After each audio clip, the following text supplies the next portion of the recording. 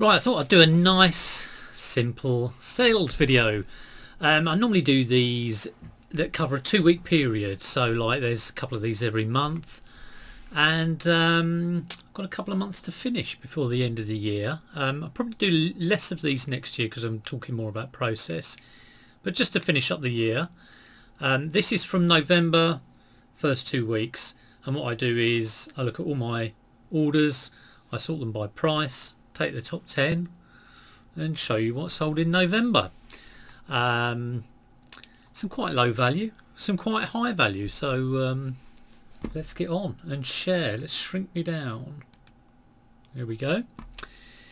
So this first one, I bought a whole load. I always tend to pick up a Polaroid camera if I can, preferably under a fiver. They always used to sell it around 30, but the price has come down. Now this one I think I picked up in a whole bundle of Polaroids. I think I bought about 7 or 8 off one guy, and they were about a fiver each. It's quite a while ago. It wasn't this year, it was the previous summer boot season at my local boot fair in Hook Road. And a lot of them sold straight away. Some of them would have sold, you know, at more than this. Probably about 30, 32 would be the maximum I would get. So this one's just been kicking around really. But 25, quite a good price to be honest. So for now, I think maybe Christmas gave it a little bit of a boost. You know, people wanted to pick up Polaroid cameras. It was a nice condition one. And yeah, I normally test these. I have one film that I hold back for me. I never, if you pick up a Polaroid camera with the film, I'd never sell it with the film if it works. Always keep it back for testing. But I had one which was new in box, which I kept back for testing because I knew the battery was good. A lot of the time the battery is dead on the films. So right, on to the next one. A lot of these, all the high value ones are very similar, so I'll probably be whipping through those quite quickly. But the next one was this wonderful thing, which I popped in the thumbnail, and this was actually a freebie. Got given it by another reseller who didn't want it, and I was actually next to him when he bought it, and I thought, oh look at that! It's a cave troll from Lord of the Rings. I actually thought it was the cave troll from the Mines of Moria, if you're into Lord of the Rings, but I think it's actually a cave troll that one of the cave trolls who opens the doors of Mordor. So there you go for your Lord of the Rings aficionados. So when I got it, the battery actually goes in the leg. I won't open it up, but it's in the leg, and there was one stuck in there. It was quite a tight fit in there, and the battery had burst and expanded, and there's a white crystal crud all over it. So it needed a bit of a clean up, and I gave it a good old clean up. It took quite a while actually. It took ages to get the actual battery out that was in there. I can't remember whether it was 1 or 2, but eventually got it cleaned up, eventually got it working. All it does is go raw, you know, nothing major. But there you go. I think it's when it's a little thing at the back, if you move the arm it goes raw. But I quite like this sort of thing. I don't know why, but it's kind of like ticks all my boxes and obviously ticks someone else's boxes. Got a feeling it might have gone GSP. But yeah, I put in the condition description that the battery compartment looked a little bit tired. Right, on to the next one. This one I think cost a fiver. Oh no, it may have cost more than that. I bought it off our guy, our contact, who gives us good stuff, but it normally costs quite a bit of money, and it had 2 or 3 bits missing. I've said here, missing the broom axle, the bucket for the secret panel, the blue and green and red plain, blue, green and red plain pieces, they'd snapped. What it is a plastic person kind of running, and it had snapped at the foot, and it had been glued back on but not very well. And in actual fact, another contact I have was also selling a haunted house, and I ummed and ahed whether to buy it, didn't buy it, and wish I'd had. and he was selling it for a fiver. I think this might have cost a tenner, to be honest. I can't quite remember. I'd have to go and look it up. So I was a bit annoyed that I didn't get the other one to complete the set, but all in all, I'm happy with the price that went at. 40 quid for a game that, like I say, I think it cost a tenner, but you know, even if it cost 20, it's still a good price. I wouldn't have paid 20 for it, but it's still a very good price for it. And any of these vintage games, even if they're not complete, do tend to sell, definitely. Especially ones like Haunted House. Haunted House is a bit of a bolo, I think. So yeah, do watch out for that one. Bit of a pain to send, has to go Hermes, and because the boxes on these are always kind of like pretty flattened and tired, and they don't hold their shape like a scenic box. You know, they're not sturdy. You couldn't just brown paper that. They do need a good old, you know, probably double wall cardboard one way, double wall cardboard the other to get that solid package. But there we go. Right, what's next? Oh, here's an interesting one. I sold a couple of rolls of vintage wallpaper maybe just over a year ago, but it was really bang on 70s. It was like this. Go if I can highlight the pattern, see that sort of pattern, but it was orange and brown. Wonderful thing, and it was the same make. It was a Crown vinyl. If you ever see that label, you know that is 70s, you know, all over. And this was one roll, one complete roll, and one kind of like 2/3 roll, I think. Yeah, I've put in approximately a quarter used, so maybe 3/4 of the roll left. And there's people who buy it. So if you ever see this, and picking this up at a boot fair, you're talking 50p, quid, 2 quid maybe. So all day long, if you see old wallpaper, any wallpaper is good to get actually. You know, if you're using it for packing, if you see like backing paper, you know, a roll of that for a quid is well worth it for packing. But this stuff, this sort of like 70s stuff, don't overlook it and just think it's rubbish.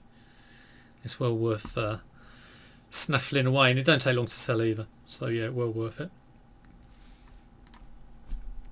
This is a lovely little one. I think it cost about 7 or 8 quid this year, summer boot fair. I think it was one boot fair where I didn't get that much, but I was quite pleased I got this.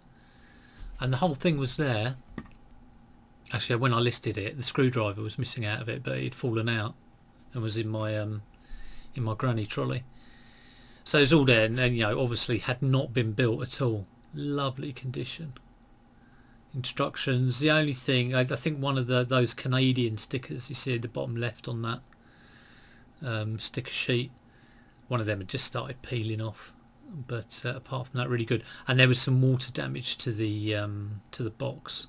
You see it there on the US Army and up by the Army construction kit. But didn't affect the sale. So that was £7 to 45. So again, good return on investment there, and went Hermes, and pretty well protected. You know, so anything with polystyrene is pretty well protected, but that would have had a double walled cardboard sleeve put around it. So yeah, pleased with that one. Right, we're getting technical now. All the rest are sort of like techno things. So always sells at Christmas, I guess. PS3. Now I had 2 PS3s, which weren't your standard fat ones, so kind of like slim, and I had another weird one, and one cost me £2.50, and I think the other one would have cost me under a tenner. But yeah, sold for 50 quid. I did sell recently a PS3 backwards compatible 4 USB port at the front for 90, but it came back with a return because the internal battery had gone, and it was right, the internal battery had gone, something I hadn't checked. So do watch out for that. The way you check for that is turn it on. You might have to set the time or whatever, turn it off, go back to it 15 minutes later, turn it on again.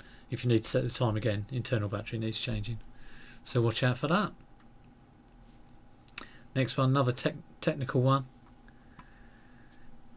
Xbox 360. I picked this up at Rose Hill boot fair.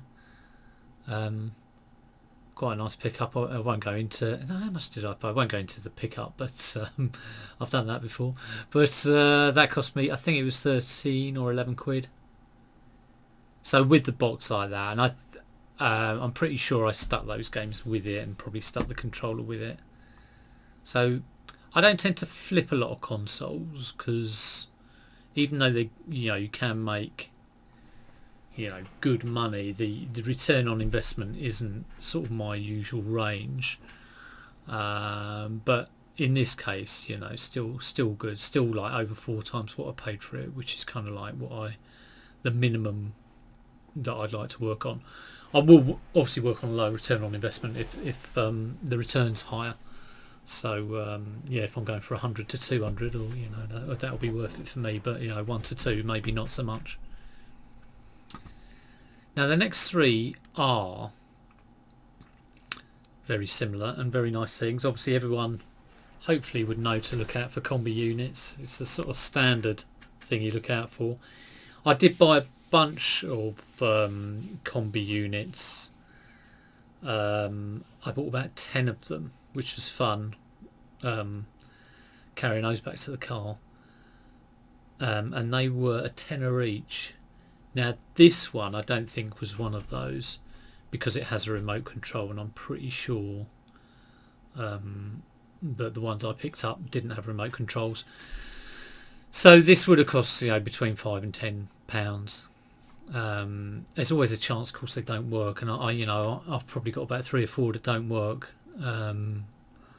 So you pay your money, you take your choice. But if you play the percentages and you can get returns like this is a good return. So don't think you're always going to get this. It's well worth doing. And on to the next one, which again is another combi. Now, why is that ahead? I'm supposed to have brought these down in like price order, but we seem to have a £100 one. I don't quite know why that is. Maybe I took an offer on that other one, but I don't think I did. But there we go. This I think would have been part of that bundle. Doesn't include the remote control, so 100 quid. Normally those combis will go for like a minimum of 70ish. Obviously good if you can get a good maker, Philips or a Sony, or Panasonic, things like that. So on to the last one. You'll keep this short and sweet. Samsung, and again I think this is part of the bundle, so this is £9 or £10 to £150, and it's you can record from DVD. If they can record from DVD to VHS, that is a huge selling point. Some of them are just sort of like it will play a DVD and it will play VHS, but I'm sure you know all that. So that is the top sale of the first half of November. Let me shrink myself in reverse. Whoop, there we go. Oh, I'm a bit blurry. So yeah, like I say, I've got a few more of these. Got the last 2 weeks of November, first 2 weeks of December, which has been cracking, and then we're in the last 2 weeks of December now. Sort of like sales have dropped off for Christmas, which I'm kind of quite pleased about. But I'll finish these off sort of in the next sort of like week or so, and then in the new year we'll be talking about trying to stick to my process and trying to become a better and more efficient reseller. Hope you enjoyed the video. Hope you're going to enjoy the stuff in the new year. Keep it all kind of reselling related. Don't want to go off on too many tangents. If you have anything you'd like to see on the channel, do let me know. But I hope you're enjoying it. Take care, and I'll see you soon.